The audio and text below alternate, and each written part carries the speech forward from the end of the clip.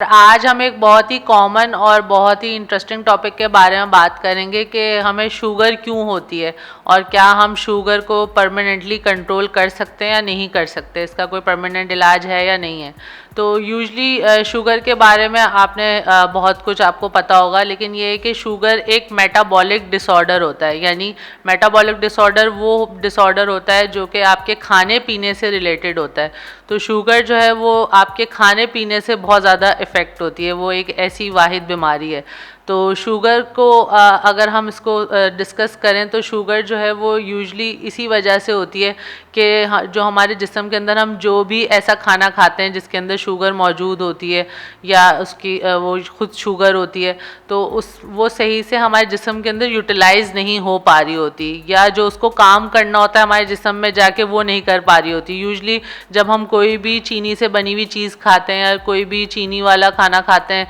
तो वो हमें जो है, या कार्बोहाइड्रेट्स हम खा रहे होते हैं तो वो हमारे जिस्म के अंदर जाके जो है वो डाइजेस्ट होके हमारे सेल्स के अंदर जाती है और हर सेल, जिस्म के हर सेल को जो है वो एनर्जी देती है। ये शुगर का काम होता है। लेकिन जब डायबिटीज़ आपको हो जाती है तो उसको जो है उसमें ये होता है कि आपकी जो शुगर होती है वो अपना असल काम नहीं कर पा रही होती, वो सेल्स तक नहीं पहुंच पा रही होती, उनको एनर्जी नहीं दे पा रही होती और वो खून के अंदर जो है बढ़ना शुरू हो जाती है। यूजली ये एक बेसिक इसका सिनेरियो होता है कि शुगर इस तरीके से हो रही होती है कि शुगर जो है वो आपने जो मेजर काम होता है वो नहीं कर पा रही होती और हमारे खून के अंदर जो है उसकी मिकदार बढ़ रही होती है। इसके होने की दो वजूहात होती हैं जो कि शुगर की टाइप्स ही होती हैं। जैसे कि जो इसके होने की सबसे पहली वजह होती है वो ये होती है कि हमारा जो लबलबा होता है, यानी जो हमारे पेनक्रियाज होते हैं, वो एक हार्मोन बनाते हैं इंसुलिन के नाम से। इंसुलिन जो है वो हमारी शुगर को रेगुलेट करता रहता है और उसको हमारे खून में बढ़ने से रोकता है और सेल्स तक पहुंचाता है ताकि वो अपना काम कर सके। लेकिन ये होता है कि जिनको टाइप 1 डायबिटीज़ होती है उनका जो ये लबलबा होता है उसके ये वाले सेल्स जो कि इंसुलिन बना रहे होते हैं वो जो है तबाह हुए हुए होते हैं, या तो पैदाइशी ठीक काम नहीं कर रहे होते या बिल्कुल काम ही नहीं कर रहे होते, या जो है वो ऑटो इम्यून डिजीज़ की वजह से जो है वो डिस्ट्रॉय हो जाते हैं, ख़राब हो जाते हैं और वो इंसुलिन जो है फिर नहीं बना पाते। तो जब इंसुलिन नहीं बन रही होती तो फिर हमारे जिस्म के अंदर जो है वो शुगर का लेवल बहुत ज़्यादा बढ़ जाता है, वो हमारे खून के अंदर ही शुगर रहती है जिसकी वजह से जो है हमें इस तरीके के फिर सिम्टम्स आते हैं जो कि शुगर की बीमारी कहलाती है। तो ये सबसे जो है मेजर रीज़न होता है और ये ज़्यादातर बचपन से ही स्टार्ट हो जाती है, इसको टाइप 1 डायबिटीज़ कहा जाता है। और दूसरा जो रीज़न होता है वो ये होता है कि हमारी इंसुलिन जो है जिस्म के अंदर ठीक बन रही होती है, लेकिन जो हमारे इंसुलिन के साथ मिलके काम करने वाले सेल्स होते हैं जिनको हम रिसेप्टर्स कहते हैं,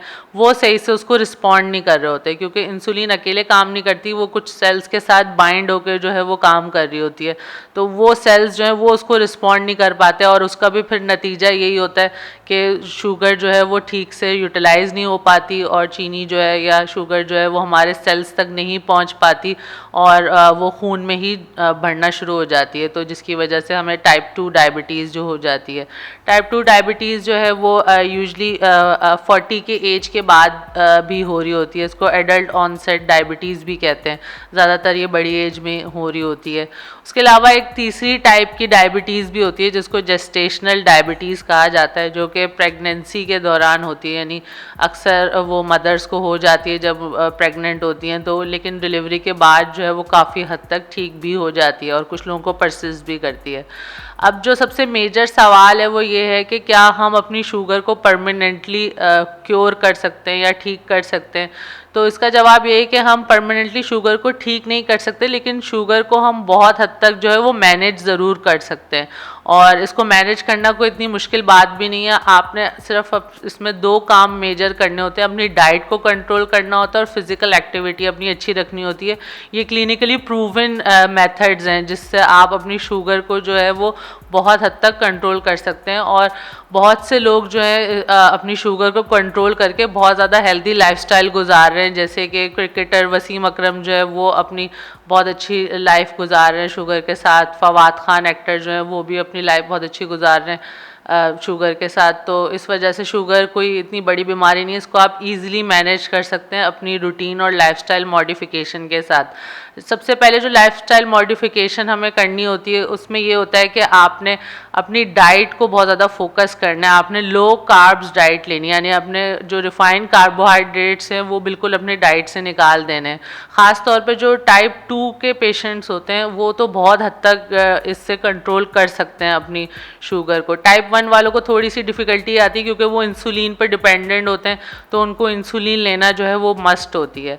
और टाइप 2 वाले जो हैं वो अपनी डाइट में सबसे पहले जो है वो फोकस करें, लो कार्ब डाइट लें और लो जीआई डाइट लें। यानी लो जीआई ये होता है कि लो ग्लाइसेमिक इंडेक्स वाली डाइट लें। लो ग्लाइसेमिक इंडेक्स वाले खाने वो होते हैं जो कि फ़ौरन से आपके खून में शामिल होकर ब्लड की जो ग्लूकोज होता है उसको नहीं बढ़ाते, यानी ब्लड के अंदर शुगर नहीं बढ़ाते फ़ौरन से खून में शामिल होकर। तो ये इसकी पूरी एक लिस्ट होती है जो कि ईज़िली आपको नेट पे अवेलेबल होगी, आप वो देख के जो है खाने खा सकते हैं ताकि आपको पता चल जाए। जो कि आपको 70 से अबव जो होते हैं वो हाई जीआई फूड्स होते हैं, यानी कि जिनका ग्लाइसेमिक इंडेक्स जो है वो 60 और 70 से अबव होता है, आपने वो नहीं लेना। आपने जो जीआई जिनका 50 से अंडर है वो फूड्स आपने जो है वो अपने डाइट में रखने हैं जो कि शुगर पेशेंट्स हैं, तो उनका बहुत हद तक जो है वो शुगर मेंटेन रहेगी। और उसके अलावा रिफाइंड कार्ब्स, बेकरी के प्रोडक्ट्स, ये बिल्कुल उन्होंने अपनी डाइट से निकाल देने। कोशिश करनी होल ग्रेन्स का इस्तेमाल करें, जैसे ओट मील का इस्तेमाल करें, जौ का दलिया इस्तेमाल करें, ब्राउन राइस इस्तेमाल करें